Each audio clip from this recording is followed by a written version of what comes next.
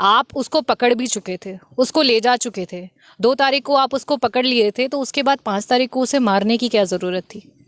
जो हमारा लोकतंत्र है, जो हमारी जुडिशरी है, उसके हिसाब से उसका निर्णय होता।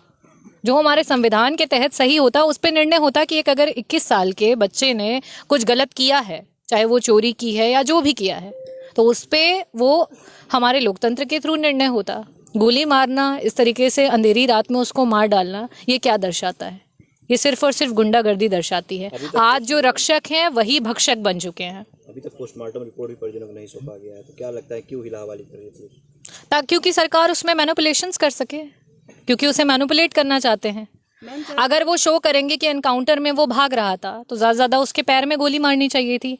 सर पे 2 गोलियां उनके फादर बता रहे हैं, उसके अलावा बॉडी में टोटल 6 गोलियां लगी हैं, तो उसका कारण उन्हें पुष्टि भी तो देनी पड़ेगी कि उन्होंने क्यों इतनी गोलियां चलाई। तो इसी वजह से वो पोस्टमार्टम जो रिपोर्ट्स हैं उसमें वो डिले कर रहे हैं। मैम, ये कैसे लगता है इन लोगों को कि जैसे यहाँ से उठा के ले गए, फिर उनके दिखा रहे हैं बंदूक मिला, गाड़ी भी मिली, ये सब कैसे? गाड़ी चोरी की है, वो भी कादीपुर की है गाड़ी, जो जिस गाड़ी से मंगे भाग रहे थे। कैसा लग रहा पूरा षड्यंत्र लोगों का? देखिए, प्राकृतिक होता है। आपके सवाल स्वयं उस चीज़ को बता रहे हैं कि आप लोग भी इस बात से कहीं से भी संतुष्ट नहीं हैं कि वो जो भी बता रहे हैं वो सच है।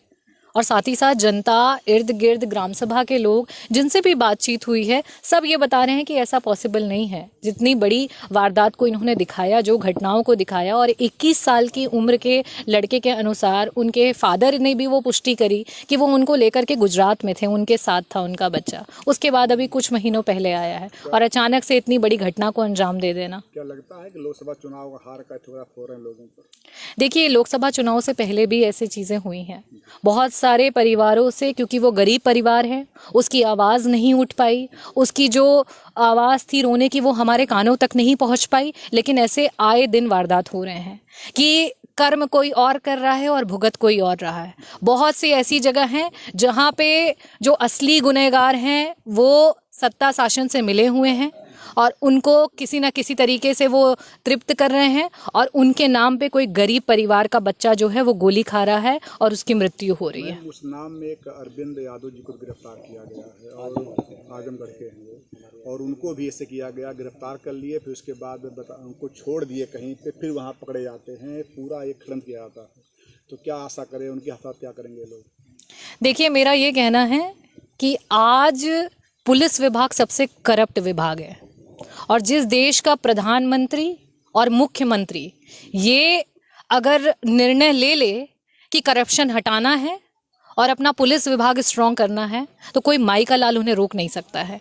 तो कहीं ना कहीं, चाहे वो सेंट्रल की सरकार हो या प्रदेश की सरकार हो, वो स्वयं इन चीज़ों को होने दे रही है। इस वजह से ये चीज़ें हो रही हैं। आज थानों पे इतनी दलालियां हैं, आज गलत तरीके से एनकाउंटर्स हो रहे हैं, महिलाओं के तरफ गलत व्यवहार हो रहे हैं, FIR जो सही हैं वो लिखे नहीं जा रहे हैं, गलत धाराएं लगाई जा रही हैं। उसमें कहीं ना कहीं दोनों तरफ से, चाहे वो हमारे देश के आपके PM रहे या फिर मुख्यमंत्री हो, दोनों लोगों का संरक्षण है। इसी वजह से इस तरीके की चीजें हो रही हैं। अखिलेश यादव जी शुरू से कह रहे हैं कि जाति देख करके इनकाउंटर किया गया।